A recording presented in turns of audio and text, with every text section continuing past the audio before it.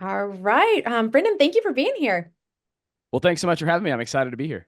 Yes, and we're talking about your topic, the human side of advice.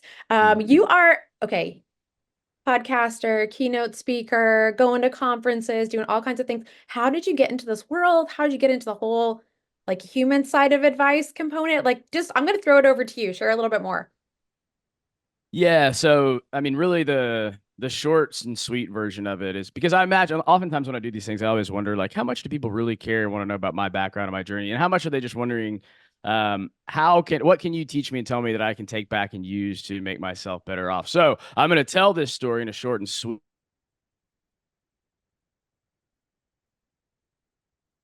can you use. Uh, Um, I used to be about a decade ago, a little less than, was in financial services as a working as a consultant to financial advisors. So the luxury of that, or what that meant, was I got to meet with over the course of time, literally thousands of advisors Wow. around the country. So you learn a lot from that. You learn about how to do things, how not to do things, what you like, what you don't like. One thing that I learned because it came up over and over and over again was you would hear something along the lines of, Brendan, sometimes I feel like more of a therapist than a financial advisor. Or if it wasn't that, it would be, Brendan, there's times where I think I'd be better off with a degree in psychology than I would a degree in economics or accounting or finance or financial planning Yep. sometimes. And so you'd hear it over and over and over again. And like everybody listening, if you've ever worked with a human being and your money, if you haven't said that out loud, you've at least thought it at some point. It's the nature of the job that we're in. And so I heard it over and over again. And I kept thinking, okay, what do we do about that? If that's Right. true, if that's how we feel, let's say it's at least equally important. A lot of people would say that it feels like it's more of their job, but let's say I don't believe that to be true. So let's say it's equally important. Then what do we do about it? We have trainings, designations, and certifications that we can take to hone the money side and the technical side. What do we do for this human side? And the most common response that I would get was that, first of all, blank stare. And then second of all would be, I read a book, man. It's like, is that good enough? Yep. I don't think that's good enough, right? If it's that important, we probably should be doing something more. So started my own advisory business, got into that side of things. And so at that point in time, I decided, you know what? I want to get better at this. I know how important it is, this human side. Yep. I want to get better at it. I want to go on this journey to get better. Mhm. Um, and so why don't I start doing some research, but then also start this podcast Yeah. where I'll get to talk to some really cool, awesome, smart people who are experts in behavior and psychology and communication. Worst case scenario, I'll learn a lot, get to apply a lot, and use it in the work that I do and in my business. Best case scenario, it turns out there are also, I don't know why that was weird, not also, but also other people out there, other advisors out there who are like, you know what? I'm interested in this too, but I didn't know at the time, right? So launch this podcast. I'm learning a lot. Next thing you know, look up 6 months later, a year later, 2 years later, and lo and behold, there's an appetite for this out there. And so that's when I sort of started doubling down and went, okay, there are people that really want to know and learn this stuff. So I'm going to keep doing more podcasts, more research, more articles, speaking, trainings, and all that. So it was sort of this like natural evolution of I sort of dipped my toe in, didn't know it was going to happen, saw that there was interest and demand for it, was enjoying learning that the human side more than I was working with clients and learning the technical side. Yeah. And so eventually just decided, hey, if you're having more fun with it, if you're enjoying it more, and there seems to be an opportunity here, why not go all in and see what happens? Super awesome. I hear that too. People like sales is all about people, right? Relationships, like being able to pull out the nuances of conversation. That's all the people side of it. So you're right. It's not necessarily the things that it's a street smarts a little bit. So, super interesting. So, okay. So having these conversations, are there any like key takeaways that you've had? I mean, doing this podcast and, giving these talks, any kind of like themes that you've seen across the board?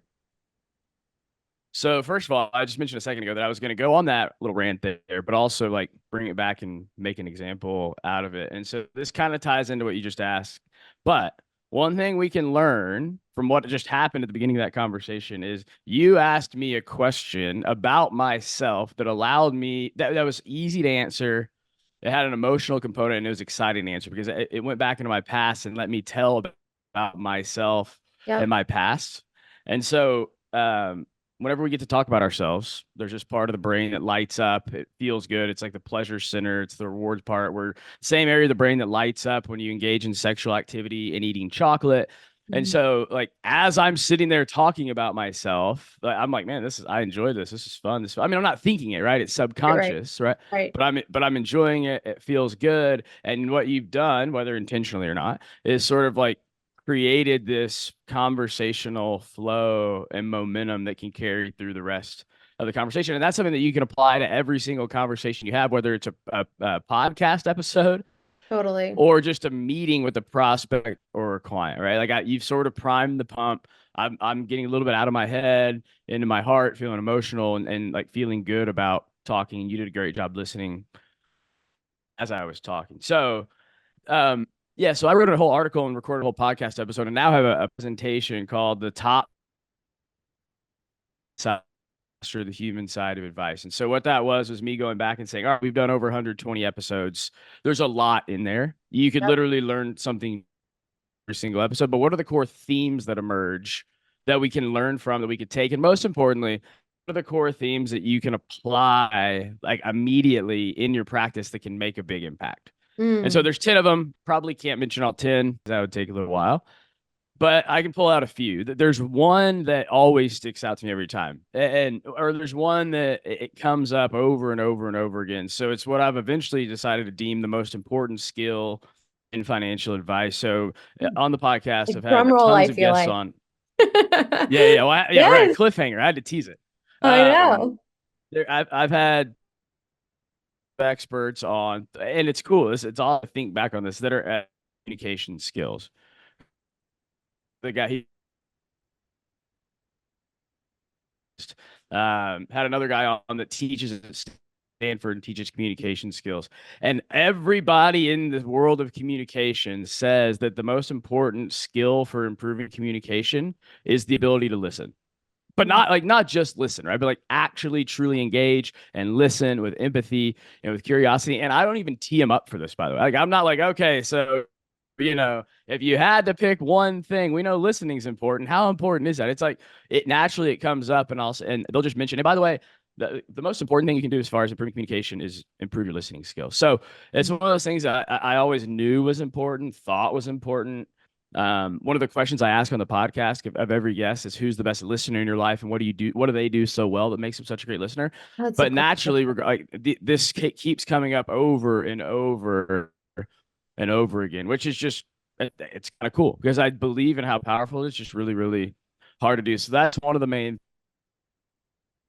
themes that crops up in time again is this idea of doing better planning and having better conversations around money by not just focusing on their goals and what they want to accomplish financially, but truly unearthing what they value most in their life and trying to create how do you create a process that goes beyond what you want to do but goes into why you want to do it, because once you know not what people want to do but the real why behind it, like the emotional motivating reason why, then you really get to the point where you can align money with life, and then you take your conversations and your relationships to the next level. For example, so some people are like, okay, interesting, what would that look like? Well, it's not the fact that I want to retire at 65. That's what I want. That's what the client wants to do, Right. and that's good. Like that's fine. Like what do you want to do? I want to retire at 65. Okay, great. Well, behind every what lies a why. Why is it that you want to retire at 65? There's a driving force behind it.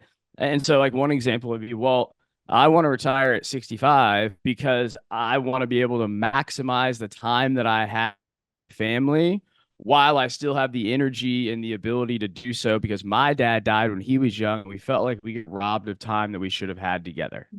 It's the heart and And it soul of it. changes the whole and Yeah. it just the entire planning conversation. Now it's not like, oh, you don't want to retire, you want more time with your family. What are there other ways that we could create that for you? Like, is there a way that you could retire now and then still do work on the side and you still make some money while maximizing time with family? I was talking to an advisor yesterday who's in one of my mastermind groups and said, hey, like, what's gone well this week? What do you guys like? What do you run into? It was like, I've just been reminded lately of the power of what we do and how cool it is when I can just sit down with somebody and point out or show them, hey, I know you're planning on retiring in 4 years, but here's a way to do it today. And they just look at me with a sense of like relief and joy. They're like, no way. Thank you so much. I didn't even know. Ask somebody, what do you want to do? And have them say, I want to retire at 65, plan it out and walk off. You've got to truly understand, like, hey, do you really want to retire at 65? What's actually, what's the why driving the what? So those Mm, are two things. super cool. It's really interesting. So we probably like a lot of organizations run a net promoter score, and one of, you get the word bubbles at the end. And one of the things that always comes up is like communications. And I've also had firms say to us that listening component, which is really interesting to hear the way that you pinned it down, because firms will say to us, like, you really listen to us and we're able to pin down like who we are and where we want to go, not just all this kind of other stuff that the world's trying to tell us. So I think Mm-hmm. like applying it across businesses, right? And just relationships of really being able to listen, but then be able to pull out those nuances is really Mm-hmm. interesting too. So, okay, so, Yeah. covered kind of those kind of conversations, how to be able to stage different pieces, those really key. I think you said there are 10 parts in your book or was in the presentation that you're doing. Are Mm-hmm. there any like tips that you would give to firms that go, we feel like we're doing a pretty good job with this, but we want to do better? Like ways to either train employees, maybe how they onboard or hire. I don't know if it's like coaching conferences they go to, like just mentorship. What would you recommend to those firms who are like, we want to dial it up, and aren't sure where to turn? Yeah. So real quick, I have to go back to something you just said before that question, and I'll come right back to this because I think this is a really important point. You were talking about how you'll have like you'll have clients say, and across businesses, right? Like one of the things that they enjoyed or valued the most was that it felt like you truly helped me pin down what it was that I wanted, what it was that I valued. So translation, what does that mean? It means that they feel heard and understood. Which is what at our core, that's what all human beings want, is for somebody Totally. to know you, trust you, and feel understood. And so, the Harvard Business Review did a study across industries where they found that if you can create emotionally connected clients, so if you can get to know clients and their like fundamental motivations and desires, the things Yeah. that truly matter to them, that it creates clients that they call them emotionally connected clients, clients that pay more, refer more, follow through and do what you ask them to do. And then also, and for financial services specifically, they're more willing to consolidate or bring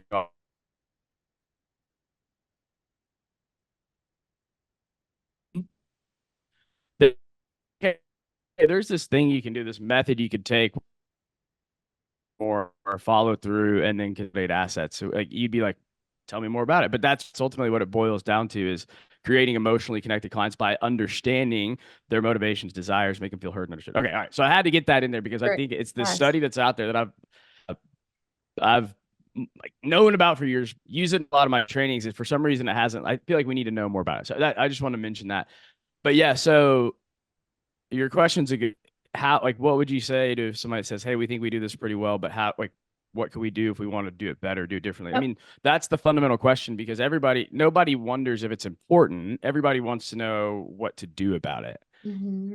First thing I would say is that just know that in this realm, just like on the I think on the technical side, but in the realm of the human side, there is uh I've never met anybody who's nailed it to 100% like completion where they're just like we're great at it and there's nothing we can do to get better. It's a constant practice. You have to be working on it, growing over time. What I would also say to that is I've met very, very, very few people or firms who are even like really good at this stuff. So Hmm. if you think that Interesting. you're good, maybe you are. We could you we and there's like some checkpoints assessment you can do to sort of feel that out. But I would just start with the assumption that there's a lot of improvement to be made. So that's number one. And then where do you go from there? What started building that's sort of what I started trying to focus on was like, okay, how do we bring this to like the firm so that they can incorporate it, embed it? And to simplify, I think it comes down to two things at the highest level. Number one is skills. So Hmm. you first have to learn, know, and hone the critical skills of communicating and dealing with humans. Hmm. And then the second part after skills is systems. So you've got skills and systems. And systems is True. basically how can I apply this, embed this in my practice and my processes Yep. so that it's there and it's consistent and I'm not always wondering what could do, but it's just embedded in every part of your process throughout your practice. So those are like the two places where you start is, okay, what skills do I need to learn, hone, and develop? And then where can I like systematize this? Where can I put this in our systems and our processes to make it a consistent, repeatable experience? Are there any tips that you would give to firms where like sometimes there's certain skills that are really hard to train to, and sometimes people skills are really hard to train to. When they're hiring, Mm-hmm. like cues or red flags to watch out for candidates, right? Because there's a technical skill, but is there anything as part of the process, like questions to ask when hiring, or the way the job description's written to be able to pull out that human side of, do we have the right fit, or can we further train to that skill set for the right fit? Yeah, I don't know. I've never really delved into or talked to anyone or researched like how do you filter and learn in the hiring process whether someone's like got communication skills, right? Yeah. I do think like communication skills are important pretty much in every area of life, right? So they can always be honed and trained.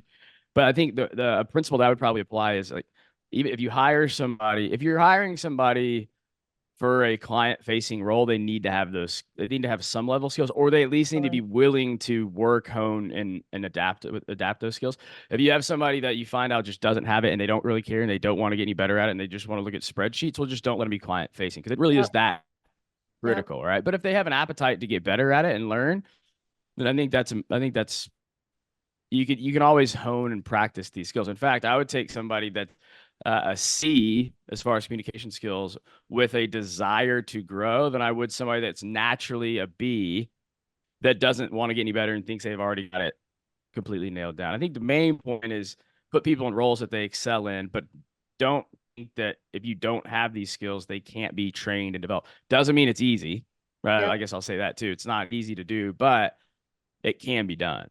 Yeah, I hear you. And I often, so, earlier I talked about how you've consulted with tons of firms and have kind of luxury of seeing the inside. I feel that too, right? Because we're consulting and working with tons of firms, and it's a real luxury to be able to do that and have that vantage point. One of the things that I often see too is just the value base, like making sure you've got that right value base when hiring. And even little things like for us personally, I I mean, like, thank you notes, I know that sounds little, but it's like those little extras that can make a really big difference, just to see if that person does have that kind of, that extra thought, to kinda go above and beyond, but, any final thoughts that things that I should be asking that I haven't asked or any kind of, good, like, books to you've got so many books back there, I'm like, are there any good books to read? Things that we should be watching out for too. Yeah, so I'm trying to think. I guess I would say two things. So a question I get a lot of times is, I know this is important. Where should I go? What should I do? If this is something I want to focus on, learn, and get better at, where should I go? What should I do? So naturally, the answer to that question is almost always, okay, what are the resources that are available? And that is important. And I'm going to get to that. But what I've found, and it took me a while to figure this out, by the way. So I would have I would have these trainings, have these advisors come in and you would teach the same things, you would give them the same resources, the same curriculum, same everything, same exercises, same deliverables, and two people would get different results all over. Mhm. Two people get completely different results, and so it bothered me for a while. I was like, am I Yeah. letting this other person down?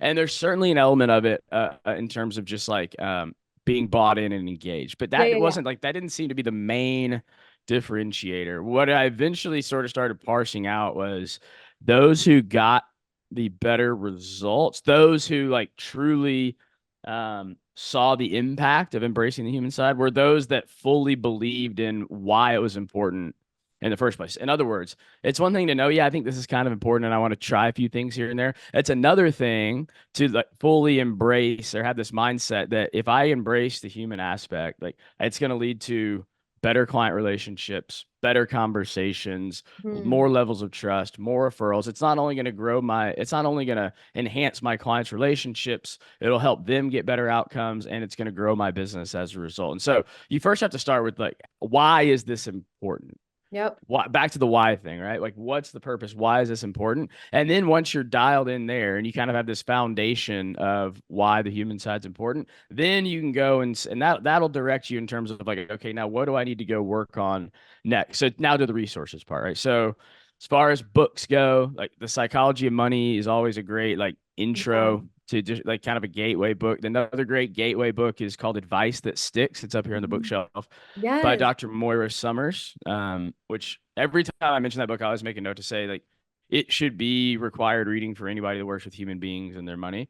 It should be like CFP and then Advice That Sticks. Mm. Um, Never Split the Difference by Chris Voss is probably one of the best tactical or practical books on communication skills. And then other resources would be, I mean, obviously I mean, I really don't want to do this, right? Because it feels awkward to say, oh, well, that's why I started the podcast. But like, I really we really do work hard to try to make it like the best resource for this out there. If you hear me say that and you're like, you're rolling your eyes, you're like, yeah, of course you would mention that. Don't download it. It's not going to hurt my feelings, but I think I would feel bad if I didn't at least mention it. So, and then as far as trainings go, there's more and more that are cropping up, but you've got Shaping Wealth has Building the Behavioral Advisor. There's the Kinder Life Planning Institute. Mm. Golden Gate University has some good programs. Money Quotient has some good Wow, programs. So so there's many. also some trainings out there as well. And I think there's more that are cropping up, but that's where I would start essentially Yep. from the resource side. Yep. Oh, I love it. I also appreciate just to throw back to the podcast. I do appreciate it though too, because you get nuggets of advice to be able to take it in. Sometimes I think these things are like it's building habits, and being just self-aware of the things that are going on. So I like the kind of bite-sized content to be able to apply to your day to day. So Yeah, yeah, no doubt. Now, my podcast is not bite sized by any means, but you will definitely get good ideas from it because our whole focus is not like what do you need to know, but how can you? It's like how do I apply? How do I apply? How do I apply? So, totally love it. Well, thank you again for your time today and just for digging into this topic and helping people connect with people. And I mean, ultimately to be able to keep business, take good care of their clients, and just help people feel heard. So appreciate your time. yeah. Well, thanks for having me and for shining a light on what I obviously in a biased way consider to be an important topic in the industry. Absolutely. Thank you for your time. So, yeah, thanks, Lauren.